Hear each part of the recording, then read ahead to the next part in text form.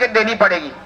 अगर भारतीय जनता पार्टी हमें टिकट नहीं देती है, हम दिल्ली सेंटर में हैं, हम इस जंतर मंतर के धरना प्रदर्शन से बोल रहे हैं और ये कह रहे हैं कि अगर भारतीय जनता पार्टी 2024 के लोकसभा चुनाव में हमारे समाज को टिकट नहीं देती तो पूरे भारतवर्ष का 8 करोड़ हमारा समाज जो है भारतीय जनता पार्टी को वोट नहीं करेगा। ये पक्की बात है। हम पूरे भारतवर्ष में जन चेतना यात्रा निकालेंगे। अभी हम एक चिंगारी लेके आए हैं और इसको एक आग बनाएंगे और पूरे भारत में निकालेंगे और हम अपने जाति के लोगों से कहेंगे कि हमारे जाति का कोई भी व्यक्ति भारतीय जनता पार्टी को वोट तब करेगा जब भारतीय जनता पार्टी 2024 के लोकसभा चुनाव में हमारे समाज को टिकट देगी। ये हमारी पहली मांग है। हम इन सब चीजों को लेके प्राइम मिनिस्टर और गृह मंत्री जी को एक ज्ञापन देंगे। ज्ञापन में हमने ये चीजें लिखी हैं, अपनी 5 मांगों को लेके हमने रखा है और हम इस चीज का दावा करते हैं कि हम फिर कहते हैं हमारा वोट चाहिए तो हमको टिकट देनी पड़ेगी। ये हमारा छोटा सा प्रोग्राम है, इसमें लोग बहुत आने थे लेकिन कारणवश हमारे पास जो है लोगों का संपर्क नहीं हो पाया और लोगों से हमारी वार्तालाप नहीं हो पाई। आगामी इसी महीने के अंत में हम फिर एक जन चेतना यात्रा निकालेंगे जिसमें कम से कम हम 100-200 बसों के साथ जंतर मंतर पे आएंगे और हम ये चैलेंज करके जा रहे हैं आज कि भारतीय जनता पार्टी को हमारे मेमोरेंडम पे विचार करना पड़ेगा और मेमोरेंडम पे विचार करके हमें कोई सटीक जवाब देना पड़ेगा। 2024 का चुनाव नजदीक है, समझ लो बिल्कुल लगभग करीब है और भारतीय जनता पार्टी इस समय 3 राज्यों में अपनी सरकार उसने बनाई है। तो भारतीय जनता पार्टी जो सरकार बनाई है उसमें हमारे वोटरों का पूरा सहयोग है, चाहे मध्य प्रदेश हो, चाहे छत्तीसगढ़ हो, चाहे राजस्थान हो। राजस्थान के लोग भी हमारे पास हैं, छत्तीसगढ़ के लोग भी हमारे पास हैं और मध्य प्रदेश के भी लोग हमारे पास हैं, हमारे जाति के लोग हैं। हमारे पूरी जाति ने मध्य प्रदेश, छत्तीसगढ़, राजस्थान में पूरा सहयोग किया है, पूरा सहयोग किया भारतीय जनता पार्टी को जिताने का। अगर भारतीय जनता पार्टी सेंटर में सरकार बनाना चाहती है तो हमें टिकट देना पड़ेगा, हमें राजनीति में हिस्सेदारी देनी पड़ेगी। आज से पहले हमने आजादी के बाद से लेके आजादी को 77 साल हो गए, 77 सालों में हमने कभी जिद नहीं करी कि हमको राजनीति में हिस्सेदारी चाहिए। हम राजनीति में हिस्सेदारी क्यों मांग रहे हैं? राजनीति में हिस्सेदारी मांगने का मूल एक कारण है क्योंकि हमारा समाज गांव में बहुत पिछड़ा हुआ है। इतनी आर्थिक स्थिति पिछड़ी हुई है कि हमको गांव देहात में मतलब जात सूचक शब्दों से नवाया जाता है और जब सरकारी लाभ की बात आती है तो स्टेट की सरकारें अन्य जातियों को तो लाभ देती हैं लेकिन हमारी जाति को लाभ नहीं देती। हमारे जाति का व्यक्ति किसी गांव में अगर झोपड़ी डाल के रह रहा है और वो आवेदन करता है कि हमको सरकारी आवास मिलना चाहिए तो सरकारी आवास 10 आते हैं, हमारी जाति के आवास को काट दिया जाता है और अन्य जो 9 जातियां उनको वो आवास दे दिए जाते हैं। ये कितनी विडंबना की बात है। मैं यहाँ पे बैठे मेरे सजाती बंधु से अनुरोध करूंगा कि इन सब चीजों को नोट कर लें और दिमाग में रख लें कि हमें अपनी जाति के लिए लड़ना है। जैसे लोग लड़े हैं और उन्होंने अपनी पहचान बनाई है, उन्होंने राजनीति में हिस्सेदारी भी ली और स्टेट वाइज मिनिस्टर भी बने। तो मैं ये कहता हूँ ये पॉइंट नोट कर लें कि हम जो है गांव देहात में बहुत पिछड़ गए हैं। तो हमारी लड़ाई है अपनी स्वतः की लड़ाई नहीं है, हमारी लड़ाई समाज की है, समाज को आगे बढ़ाने की है, समाज को नई दिशा देने की है। अब हमारे समाज के लोग काष्ठ कला का काम करते हैं, लकड़ी का काम करते हैं और अच्छे कारीगर हैं, बड़े बड़े बेहतरीन कारीगर हैं। इतने कारीगर हैं कि हमारी बनाई चीजें म्यूजियम में रखी जाती हैं और म्यूजियम में लोग देखते हैं कि ये कितना सुंदर जो है लकड़ी का आर्टिकल बना हुआ है और उस आर्टिकल का फोटो भी खींचते हैं लोग और खींच के उसका बड़ा दिखाते हैं कि देखिए कितनी सुंदर ये चित्रकारी है, इस पे किसी बढ़ई ने चित्रकारी की है। तो वहां तो हमारा नाम लिया जाता है, हमें अच्छा लगता है कि म्यूजियम में कह रहे हैं कि भाई ये बढ़ई ने बनाई है, चित्रकारी बड़ी अच्छी है। लेकिन राजनीति में हिस्सेदारी के जब नाम आता है तो हमारा बायोडाटा फेंक दिया जाता है। जब गांव में हमारा एक आदमी झुग्गी डाल के रह रहा है और वो आवास की मांग करता है स्टेट गवर्नमेंट से, तो स्टेट गवर्नमेंट क्या करती है कि हमारा वो चिट्ठी फाड़ देती है। तो ये आप बंद कर दे स्टेट गवर्नमेंट और सेंट्रल गवर्नमेंट कि हमारी चिट्ठी नहीं फाड़ी जाएगी। अगर हमारा व्यक्ति कहीं है और झुग्गी झोपड़ी में रहता है तो राज्य सरकार और सेंट्रल सरकार को संज्ञान लेना पड़ेगा। और उसमें मैंने लिखा है, यही लिखा है कि आर्थिक रूप से जो कमजोर व्यक्ति हैं उनका सर्वे कराकर आवश्यकता अनुसार उनको लाभ देना सरकार की जिम्मेदारी बनती है और हम इस चीज को लेके रहेंगे, ये हमारी जिद है। अभी तक हमारा समाज 77 साल की आजादी में कभी भी रोड पर नहीं निकला, आज पहली बार रोड पर निकल के आया है और ये एक चिंगारी है। और अब ऐसा निकलेगा अगर हमारी बात को नहीं माना गया, अगर हमारे मेमोरेंडम पर विचार नहीं किया गया, तो हमारा मेमोरेंडम जो है ऐसा है कि ये अब तूल पकड़ लेगा और ऐसा ना हो चिंगारी एक अग्नि बन जाए और सेंट्रल गवर्नमेंट को संज्ञा लेना पड़े। दूसरी ओर सेंट्रल गवर्नमेंट से एक बात कहना चाहता हूं कि 2024 के लोकसभा चुनाव में भारतीय जनता पार्टी अगर हमको टिकट नहीं देती है तो हम भारतीय जनता पार्टी के अगेंस्ट अपना एक प्रत्याशी खड़ा करेंगे और भारतीय जनता पार्टी को हराने की पूरी कोशिश करेंगे। ये हमारा पक्का इरादा है। पूरे भारतवर्ष में हम अपनी जाति का एक कैंडिडेट लड़ाएंगे। 543 लोकसभा भारत में है, 543 लोकसभा में हमारा कहीं भी एक एमपी नहीं है। ये हमारे लिए, हमारी जाति के लिए बड़ी विडंबना की बात है। अब वो हमारा एमपी है क्यों नहीं? हमारा एमपी इसीलिए नहीं है कि हम सीधे हैं। हमने अभी तक कहीं कोई लड़ाई नहीं की, कहीं कोई धरना प्रदर्शन नहीं किया, कहीं कोई ट्रैक जाम नहीं किया, कहीं कोई रेल नहीं रोकी, कहीं कोई अभी हमने किसी पार्लियामेंट का घेराव नहीं किया, हमने कभी कहीं कोई जो है राज्य गवर्नमेंट का घेराव नहीं किया। इसीलिए हमको पेंडिंग में डाल दिया गया है। लेकिन मैं राज्य सरकार और सेंट्रल गवर्नमेंट से कहना चाहता हूं कि हमको पेंडिंग में न डालें। अब हमारे आग लग गई है और आग तब तक नहीं बुझेगी जब तक फायर ब्रिगेड जो है सेंट्रल गवर्नमेंट से नहीं जाती है। सेंट्रल गवर्नमेंट से फायर ब्रिगेड जानी चाहिए, तभी ये आग बुझेगी। ये हमारे जो प्राइम मिनिस्टर महोदय हैं जिनको हम मेमोरेंडम देंगे वो इस चीज को सुन लें, हमारे ज्ञापन को एक बार देख लें कि हमने आपको प्राइम मिनिस्टर बनाया है, सेंटर में बिठाया है। अगर आप हमारे देश के राजा हैं तो हमारे बगैर राजा नहीं बन सकते। प्रजा ही राजा का चयन करती है और हम आपकी प्रजा हैं। आपको हमारी बात सुननी पड़ेगी, माननी पड़ेगी और आप अगर आराम से मान जाएंगे तो अच्छी बात है, लेकिन हमें कानून को हाथ में लेना पड़ेगा। हम चैलेंज करते हैं कि हम कानून को भी हाथ में लेंगे। इसके लिए चाहे कुछ भी हो, लाठी भी खाएंगे, मुकदमे भी लगवाएंगे और लाठी मारेंगे भी। अगर प्रशासन हमको लाठी मारेगा, हम प्रशासन को भी लाठी मारेंगे। ये हम कहते हैं चैलेंज से, यहां से कह रहे हैं जंतर मंतर से। अगर हमें प्रशासन लाठी मारेगा तो हम प्रशासन को भी लाठी मारेंगे, खाएंगे भी और मारेंगे भी। ये हमारी 100% गारंटी है इस चीज की। अब हम जो है अपनी बात को रख रहे हैं। हमारे साथी जहां आए, अगर कोई और साथी अपनी बात रखना चाहता है तो अपनी बात को रखे और इस मंच को खाली न जाने दे। जिसको जो बोलना है अपनी बात को रखे और बोले जरूर, क्योंकि हमारे पास समय 10 से और 1:30 बजे तक का है। उसमें भाई साहब हमारे मिले थे, जितन भाई साहब जो दिल्ली पुलिस में हैं, उन्होंने हमसे कहा कि आपका सिर्फ 1 बजे का टाइम है। हमारा आधा घंटा और काट दिया गया। ये तो बेकार की बात हो गई। हमने 1:30 बजे लिखा, उन्हें आधा घंटा हमारा खाली है। ये तो बड़ी बेकार बात हो गई भाई साहब, नहीं ये बड़ी बेकार बात हो गई। हमारे साथ चीटिंग हो गई यहीं पे। तो आगे तो हमें बिल्कुल आप जाने नहीं दोगे। फिर आप जो जिसको जो बोलना है भाई साहब अपना नाम ले, अपना नाम बताएं और जहां से आए हैं वो जगह बताएं, फिर अपना परिचय देते हुए अपनी बात को रखें। धन्यवाद। नाम बोल दे आप। नाम? हमारे श्री प्रकाश झा जी हैं, शमशाबाद उत्तर प्रदेश, जो अपनी बात को रखेंगे समाज हित में। समाज हित में चले और मांग हमारी ये जो अभी है वो चिंगारी वाली है। इसमें झा, ओझा, झामर, दीमाल, पांचाल, शर्मा, विश्वकर्मा पर कोई चर्चा नहीं होगी।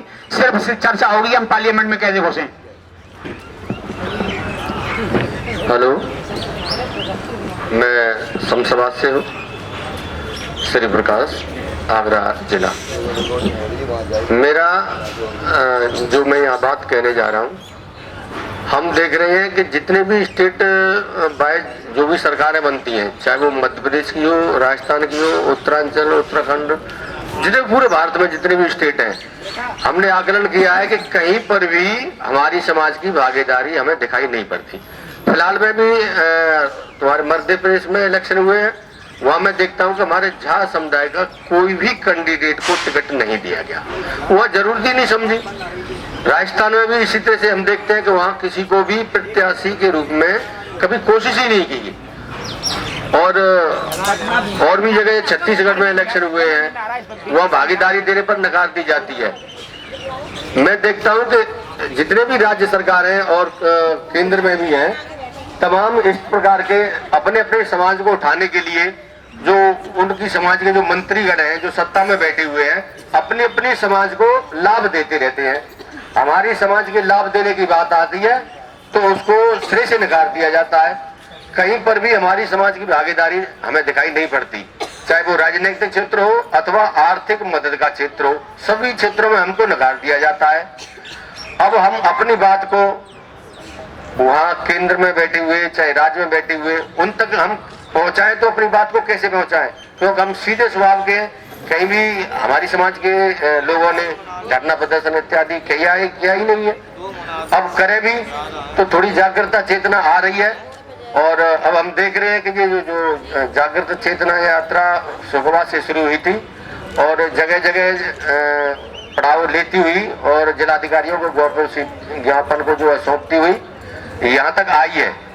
आज तो ये एक इसका छोटा सा रूप है, और हमारे जो भाई जी हैं उन्होंने इसका जो है मार्गदर्शन किया है, लेकिन अब आगे आने वाले हर जिले से नए नए मार्गदर्शक आएंगे। हर जगह से इसकी काफी संख्या में भीड़ एकत्रित होने के लिए हम यहाँ केंद्र सरकार तक अपनी बात पहुँचाने के लिए इतने प्रयासरत हैं कि पूरे जोर से इसका हम जो है नई चेतना इसमें लोगों में जगाएंगे और अपनी बात मनवाने के लिए हर किसी को बाध्य कर देंगे।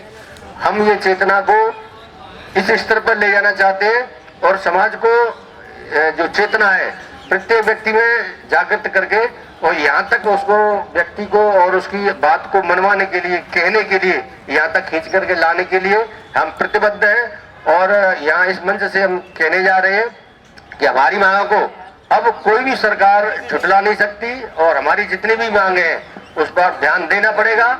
हमारे जितने भी विकास हैं, चाहे शिक्षा के क्षेत्र में हो और चाहे आर्थिक सामाजिक सुधार के क्षेत्र में हो, चाहे अपने समाज के जो भाई बंधु हैं उनके कल्याण की योजना हो, सबको बराबरी हमको उसमें भागीदारी देनी पड़ेगी। हम देखते हैं कि यादव बहुल्य जो स्टेट सरकार है वो यादव समाज के लोगों को शासन में, प्रशासन में बहुत सहायताएं देती है। उनको भरपूर हमारे हिस्से का जो हमें मिलना चाहिए हमारा बिल्कुल जीरो के लेवल कैटेगरी में पहुंच जाता है। और अब और भी समुदाय है समाज के, सभी समुदाय, जितने भी समाज के समुदाय हैं, चाहे वो सवर्ण समाज में आते हो या अथवा बैकवर्ड समाज में आते हो अथवा ST, ST, OBC, जितने भी समाज है, हमारी समाज देखते हुए हमें एक शर्मदगी महसूस होती है कि हमारी समाज को आज तक तवज्जो नहीं दी गई। किसी भी क्षेत्र में हमारी समाज को तवज्जो नहीं दी जाती है।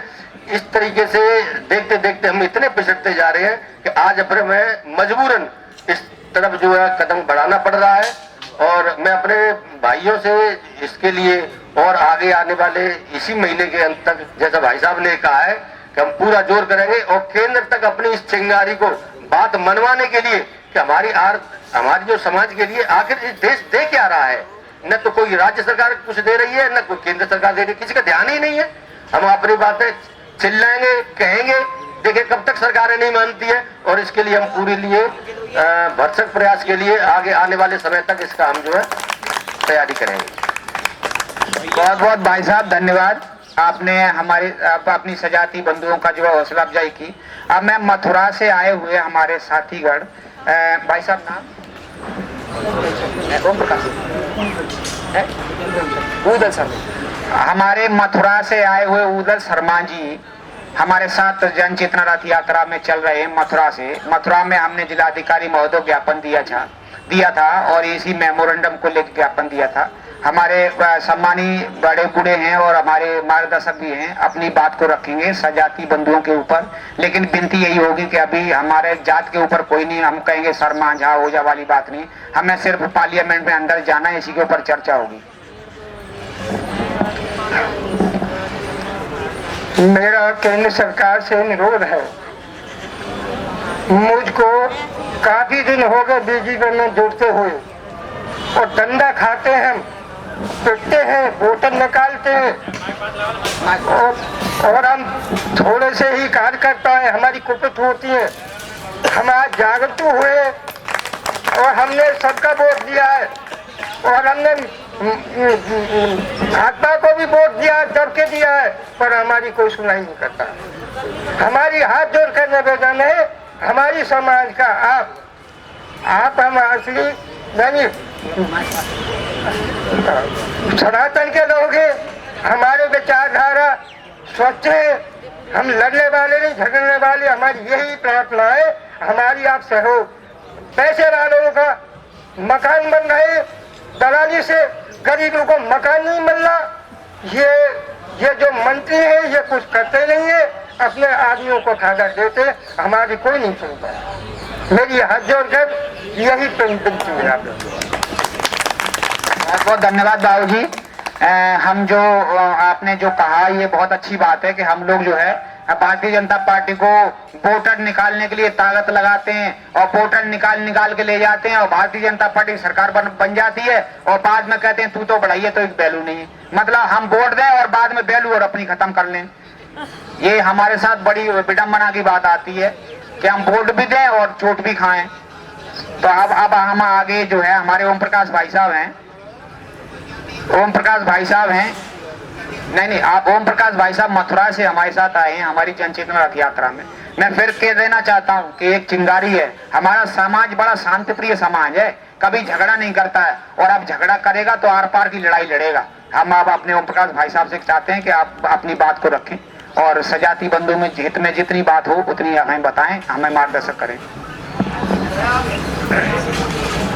मैं तो ब्राह्मणों को, मैं तो समाज को, हमारी को कोई रोकथाम नहीं है, कोई वो मिलता नहीं है आरक्षण न कुछ भी वोटों के बारे में। और जो है भारतीय जनता पार्टी उनको सबको वोट देते हैं और हमारे जो कोई वैल्यू नहीं है केंद्र में भी कहीं भी कोई जो है लेटर पत्र को भी जो कोई जो पूछताछ नहीं होती है, मान सम्मान नहीं मिलता है, कुछ भी नहीं मिलता है। ये तो बोलते हैं कि बढ़ाइए है, फलाना है, ढकाना है, समझे साहब। बहुत बहुत धन्यवाद भाई साहब। हमारे ओम प्रकाश भाई साहब ने जो है हमें बताया और बहुत बात एक ही है, वो मतलब चाहे वो उल्टी कर लो चाहे सीधी कर लो, बात एक ही आती है कि हम जो है भारतीय जनता पार्टी को वोट दें और सपोर्ट भी करें, नोट भी दें। हम तो चंदा भी करके देते हैं भारतीय जनता पार्टी, लेकिन भारतीय जनता पार्टी बदले में हमें क्या देती है? लाठियां। हमारा सम्मान करती नहीं, लाठियां देती है हमें। तो लाठियां खाएंगे और अब तो भारतीय जनता पार्टी को नीचे दिखाना है। हमारा मूल मंत्र भारतीय जनता पार्टी से, अगर हमने वोट दिया है तो हमको उन्हें सम्मान देना पड़ेगा हर कीमत पे, और सम्मान नहीं देंगे तो फिर हम ऐसे अड़ जाएंगे जैसे मतलब एक समझ लो बहुत बुरी तरह अड़ेंगे हम लोग जो है और अड़ के रहेंगे। अब जो है मैं अपने साथी जो हमारे राम सेवक भाई साहब हैं धौलपुर से हैं, राजा खेड़ा से हैं, वो खड़े हो जाएं और हमें मार्गदर्शन करें। और एक चीज मैं कहता हूं राजा खेड़ा के जो हमारे राम सेवक भाई साहब हैं उनसे एक निम्र प्रार्थना करता हूं कि आगामी इसी महीने के अंत में एक ऐसा जनसैलाब लाओ यहाँ पे जंतर मंतर पे, इसका पूरा जो है मैं प्रोपगंडा बनाऊंगा। आप मुझसे संपर्क रहें और आप वहां से रैली चलाएं और ऐसी रैली चले जिसको स्टेट वाइज देखते हुए और लॉ एंड ऑर्डर देखता हुआ हमारे साथ चले। मैं आप भैया हमारे रोहता शुक्ला जी राजा खेड़ा राजस्थान से हैं, वो अपनी बात को रखेंगे। हेलो, मैं पंडित रोहता शुक्ला बीच कपड़ा कोषाध्यक्ष राजा खेड़ा जिला धौलपुर। भाइयों 19 वो क्या कह रहे हैं 1331 से लेकर के अब तक 76 साल तो ये अभी तुम्हारी 1947 देश आजाद हुआ उस समय। और पहले 1331 में हम लोग प्रवासी हैं, मिथिला नगरी से भाग के आए यहाँ और हमको कोई किसी ने कोई सरकार ने कोई किसी प्रकार का कोई सम्मान नहीं किया है हमारा। और दूसरी बात जब वो अकबर आया है अकबर ने हमारा सम्मान किया है थोड़ा सा, और अकबर के बाद में आया है औरंगजेब ने हमारी ऐसी तैसी मार दी और 77 साल हो गई अब आई के नहीं। और अब हमारी समस्या का समाधान बीजेपी नहीं कर रही है, क्योंकि बीजेपी ने तो हमारा कोई जाति का सम्मान भी ना सोचा, कहीं कोई बिना ने व्यक्ति तो कोई परेशानी हमारे का बहुत ठाड़ी रही है। हमारी जाति का अपमान है रहा हुआ है जगह जगह पे, और जगह जगह अपमान है रहा ना ना ने हमारे ओबीसी की लेके ना जनरल क्यों ना कर रही। अरे हमको जनरल में पहुंचाना, हम मूल के हम तो ब्राह्मण है, याद शक्ति के ब्राह्मण है, शुरुआत के पंचगौड़ी ब्राह्मण है। मैं तो सारस्वत उत्तराखंड और पंचगौड़ में ब्राह्मण है, हम तो दरभंगा से निकल के आई है। हमारी समाज के लिए कोई योगदान किसी सरकार ने नहीं किया है, चाहे वो सरकार वो कांग्रेस हो, चाहे सपा हो, चाहे बसपा हो, कौन सी भी सरकार हो। लेकिन अगर ये हमारी सहायता चाहती है तो हमको एसटी में क्यों डाल रही है? या तो एसटी में डाले या फिर जो हमारा मूल वास्तव में है उसको हमें दे। तो इसीलिए हम प्रश्न कर रहे हैं यहाँ जंतर मंत्रों पे। सभी भाइयों से मेरा निवेदन है कि हमारे अध्यक्ष महोदय जी खन्ना जी, आइए दिलीप जी।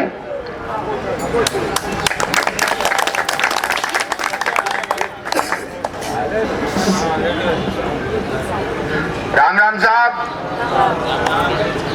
भारत माता की, भारत माता की जय जय श्री राम, जय जय श्री राम। बोल मिथिला मैया की जय, जय हो नरेश। देखिए, जो हम आशा करके आए हैं भगवान भी पूरी करेंगे और हमारी केंद्र सरकार भी पूरी करेगी। समाज तो समुद्र होता है, समाज समुद्र होता है। समाज में तो कई लोग हीरे मोती मिलते हैं, जैसे ही समुद्र में हीरे मोती चांदियां सब चीज मिलती हैं, अगर कोई पहचानने वाला हो तो। आज सौभाग्य का दिन है जो कि केंद्र में आए हैं और केंद्र से ही कूच करेंगे, पूरे भारत में कूच करेंगे। आज हमारी एक ऐसी समाज है, बाढ़ ग्राम पंचायत वार्ड मेंबर से लेकर के सांसद तक वोट देते आए हैं, वोट दिया है, वोट देंगे।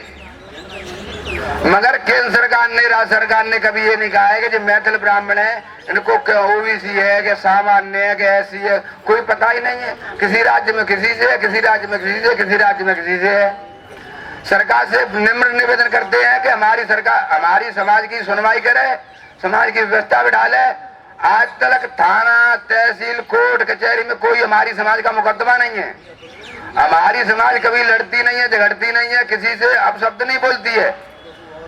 कोई कुछ कहता है तो सुन लेते हैं, उसका जवाब भगवान देता है, हम नहीं देते, भगवान देता है। जैसे हमारे केंद्र के मोदी सरकार जवाब देती है सभी विपक्षियों को, ऐसे ही हम कहा गया सारी व्यवस्था पे डाल देते हमारे भगवान। हम शक्ति के उपासक हैं। जब जब पार्लियामेंट का काम आया, राज्य सरकार का काम आया, राज्यसभा का काम आया, हर समय नीचे से लेकर के ऊपर तक हम वोट देते आए हैं। मगर ना तो राज्य सरकार ने सुनी, ना केंद्र सरकार ने सुनी। हम राज्य सरकार से और केंद्र सरकार से निवेदन करते हैं कि हमारी मांगे पूरी करे। आने वाला समय जो होगा, भगवान ने, श्री राम ने कहा जब लंका में हनुमान जी गए थे, कछू दिवस जननी दर धीरा कपिल सहित आवे रघुवीरा। जे तो भाई साहब जी साहब लेके आए, ऐसी बात है हनुमान जी की तरह। और हमारे राजा खेड़ा वाले साहब हैं,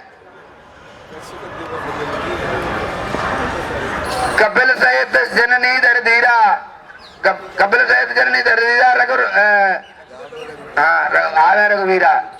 तो ऐसे अभी तो भाई साहब आए हनुमान जी, छोटे बूट दोनों आए हैं, जो संकेत दे हुए आए हैं कि जिनमें कितनी ताकत है। अगर हमारी सरकार सुनवाई करे, नहीं सरकार करे, तो अगले आने वाले इसी महीने के अंत तक हम सरकार के साथ आएंगे, सरकार के साथ खड़ेंगे, यहीं पे रहेंगे, यहीं पे मरेंगे, यहीं पे कुटेंगे, यहीं पे वो होगा, यहीं पे अगर जरूरत पड़ी तो फांसी भी देंगे, मरेंगे तन से और मन से। नारी शक्ति हमारे सामने बैठी है, नारी शक्ति हमारे साथ रहेगी। जय जय श्री भारत।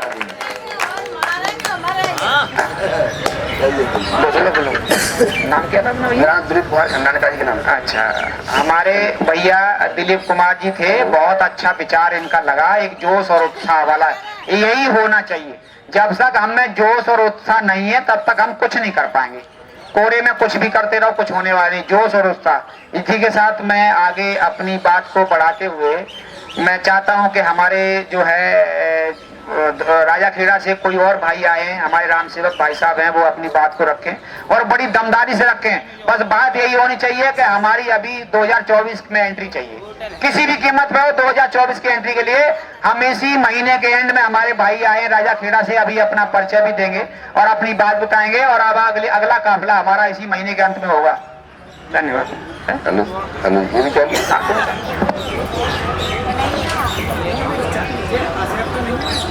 मम्मी के फोन पे भेज दूंगा मैं, फोटो नहीं।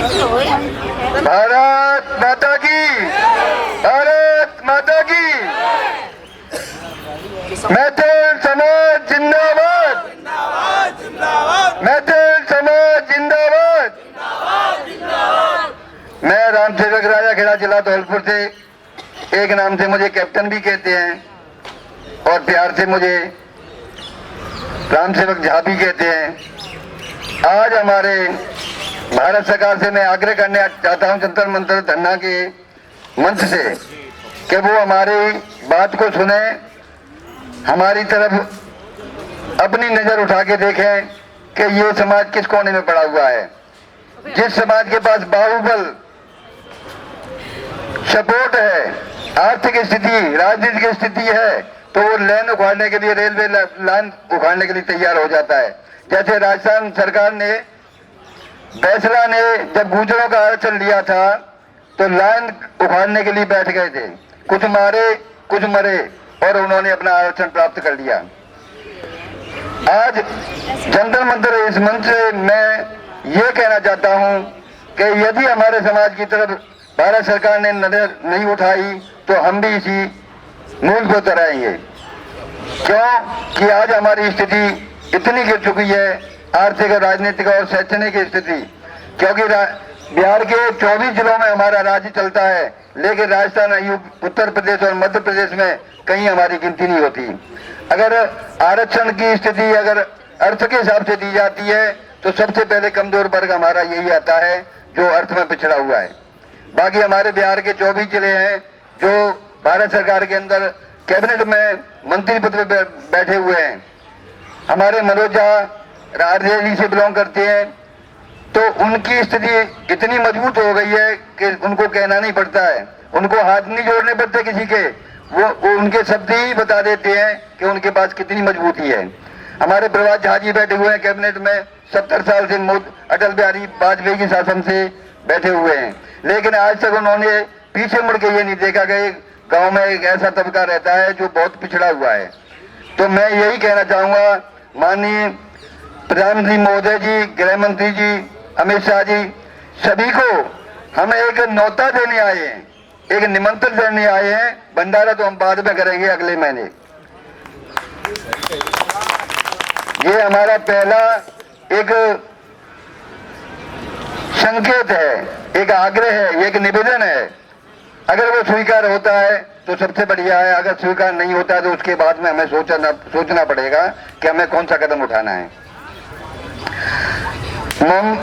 मुसलमान शासन से लेके आज तक हुन आए, पाषाण आए, तुर्क आए, मुगल आए, सब आए, अंग्रेज आए, ब्रिटिश, वो ही 250 साल शासन कर गए, 600 साल मुसलमान शासन कर गए, लेकिन हमारी स्थिति वहां की वहीं बनी है जहां थी।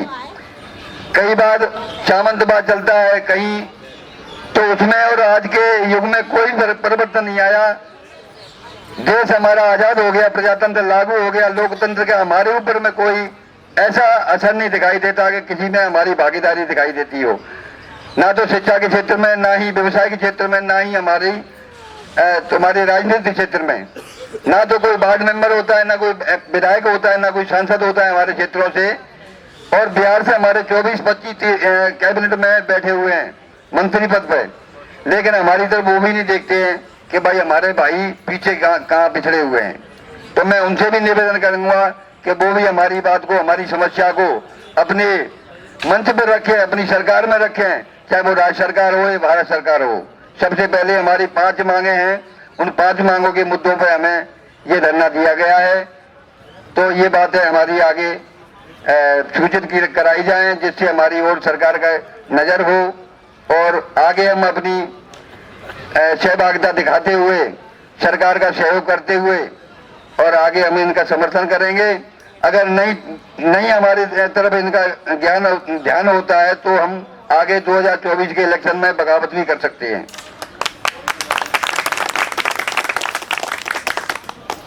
आज भारत सरकार में 40 साल से लेके 50 साल तक कांग्रेस का शासन रहा, भारतीय जनता पार्टी का 10 बार शासन रहा, लेकिन कभी भी हमें ये नहीं दिखाई दिया कि हमारी तरफ किसी ने नजर भी उठाई हो। जो जहाँ पड़ा हुआ है उसी हालत में पड़ा हुआ है। तो मैं अपने समाज से यही आग्रह करूंगा कि आने वाले समय में इतना बहुमत दिखाया जाए कि जनता को ये समझ आ जाए, जब 8 करोड़ हमारे वोटर्स उत्तर प्रदेश में, मध्य प्रदेश में, राजस्थान में रहते हैं, तो इनकी कानों में भनक क्यों नहीं जाती है?